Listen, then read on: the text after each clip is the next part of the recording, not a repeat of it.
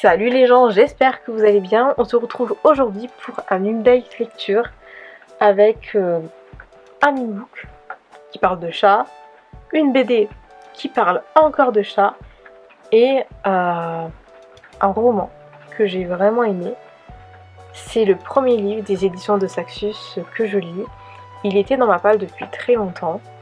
Normalement, mon premier livre des éditions de Saxus que je devais lire, c'était Babel, mais j'ai lu celui-là. Et je suis hyper satisfaite de ce livre. Bref, on commence dès maintenant. Du coup, hop, nous avons ici La guerre des clans, le cycle 4 qui s'intitule Les signes du destin, et le tome 3 des Murmures dans la nuit de Erin Hunter aux éditions Pocket Jeunesse. Je suis pas énormément fan de la couverture, mais en vrai, ça va, j'ai vu pire. Un jour, ils se dresseront contre leurs camarades pour enfreindre, jusque dans ses moindres recommandations, le code pour lequel les clans s'étaient battus pendant si longtemps. Je voulais vous mettre cette citation parce qu'elle m'a vraiment donné des frissons quand je l'ai lu. Tout ce que j'ai à dire pour l'instant. Ce que j'ai beaucoup aimé dans ce tome, c'est Étoile de Guet, qui était toujours aussi incroyable, qui est toujours aussi incroyable. Étoile de Feu, bien évidemment, Petit cœur sur lui, Griffe de Ronce, mais aussi Tempête de Sable. Bref, les 4 là, c'est vraiment mes préférés. Il y a certaines choses que j'ai pas aimées, mais je ne peux pas vous les dire parce que c'est un spoiler. Enfin, il y a un personnage que j'ai pas aimé, mais je peux pas vous dire son nom parce qu'en fait, je suis pas censée l'écrire parce qu'il est censé ne plus revenir. Donc, voilà, je peux rien vous dire. Voilà, si vous avez lu ce tome, peut-être vous savez le personnage en question que j'ai pas aimé dans ce tome et que j'ai envie d'exploser le crâne, que voilà, même si c'est un chat et tout, j'oublie souvent ce détail quand je dis que je déteste quelqu'un, mais voilà. Bref.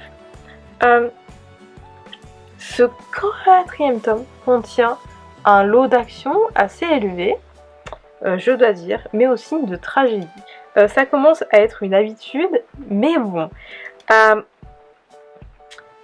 Mais nous avons dans ce tome également perdu tragiquement des chats, encore. Comme je dis, ça commence vraiment à être une habitude. D'autres sont atteints du mal blanc, qui est une maladie.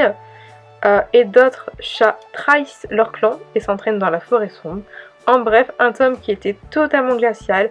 Une bataille arrive et nos chats savent qu'ils ont bien plus à perdre qu'à gagner. Œil de Guet, mon chat préféré de ce cycle après Étoile de Feu, bien évidemment, a été incroyable. J'ai trop hâte de lire la suite. J'ai pas pu tout mettre, mais globalement, ce tome était vraiment fou en action. Étoile de Guet, il est incroyable.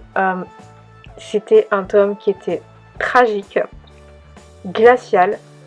J'en suis restée bouche bée à plusieurs reprises. Je l'ai encore noté 4 étoiles. Je pense que c'est rare les fois où j'ai noté des tomes de La guerre des clans en dessous de 4 étoiles. Je pense que c'est jamais arrivé parce que même en fait, s'il y a certains tomes que j'aime moins, ils sont quand même bien. Même plus que bien. Et je peux pas les noter moins. Si je les note moins, en fait, je peux pas. Parce qu'il y a certains tomes, ils vont être moins bien que d'autres tomes, mais ça veut pas dire qu'ils sont passables. Donc je continue à globalement noter La guerre des clans à 4 étoiles parce que et bien parce que c'est bien. Bref. Voilà. Nous avons ici le 11e tome, que je me trompe pas, de Putain de chat de Lapus édition Kenes. Ici, c'est un tome qui est un peu particulier, où en fait nous allons suivre un chat errant où nous allons suivre un chat errant.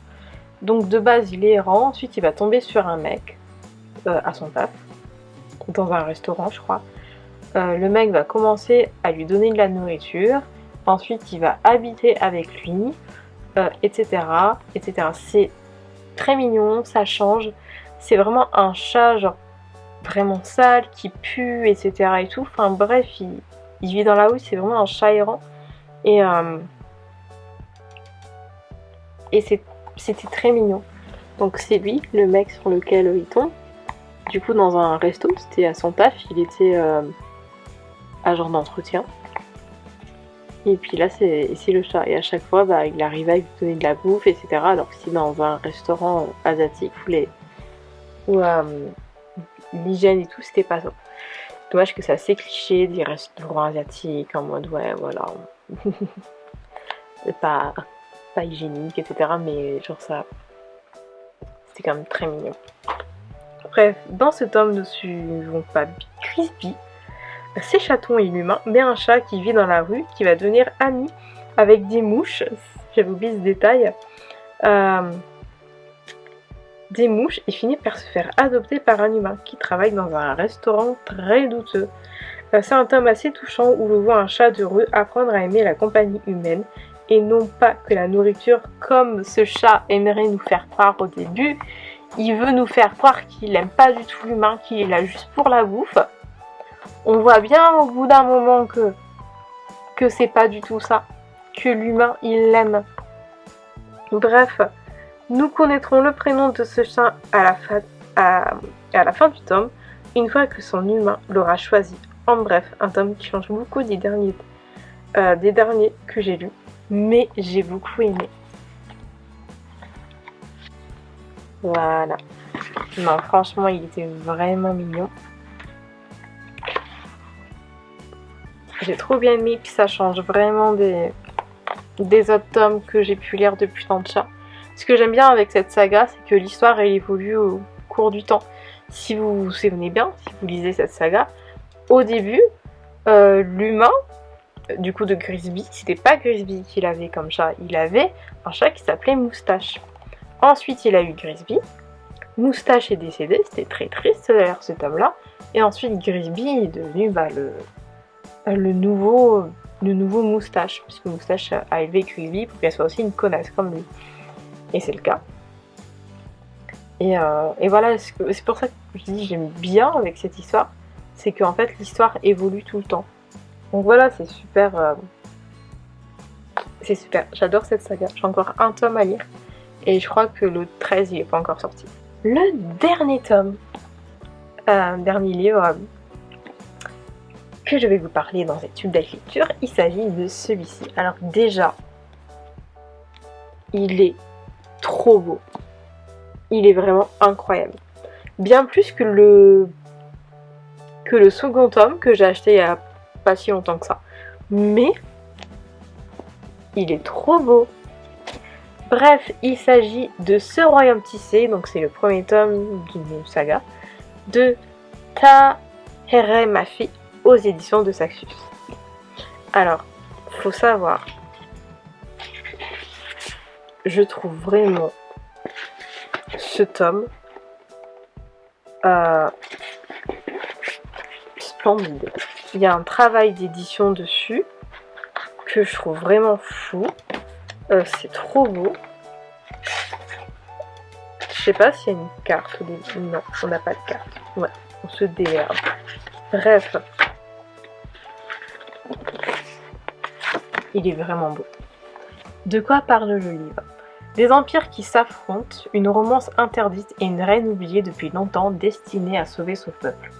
Aux yeux des habitants d'Ardunia, Alizée est une servante comme les autres, invisible, insignifiante. Nul ne se doute qu'elle est l'héritière d'un ancien royaume Jin, pièce maîtresse d'une prophétie prédisant la libération de son peuple. Traquée depuis toujours, elle a passé sa vie à se cacher pour survivre, jusqu'au jour où elle commet une erreur. Kamran, le prince héritier du trône d'Ardunia, a entendu la prophétie annonçant la mort prochaine de son grand-père. Ne voulant pas devenir roi, il se doit de trouver la menace et de l'éliminer. Ses soupçons se posent immédiatement sur une servante, aux yeux étranges dont il a croisé la route un matin et qu'il a vu repousser un agresseur sans effort. Jamais il n'aurait pu imaginer que cette éblouissante jeune femme, qui ne peut chasser de son esprit, allait un jour bouleverser son royaume et le monde tout entier. Cette romance, ouais, c'est une sorte de romantaisie, est super bien. Cette fantaisie est super bien, c'est si doux. J'étais à fond dedans, je sais pas en combien de temps je l'ai lu, mais je prenais tellement mon temps, je profitais à max de tous les mots, tout, parce que malgré que Alizée au début elle me fait beaucoup de peine,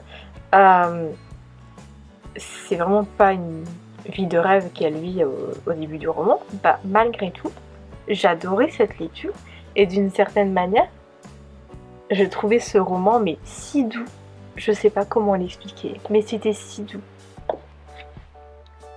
Une citation que j'ai beaucoup aimée, c'est celle-ci. Cameron, tu seras roi un jour. Les gens considèrent ton tempérament comme un indicateur de tout ce qui va arriver. La température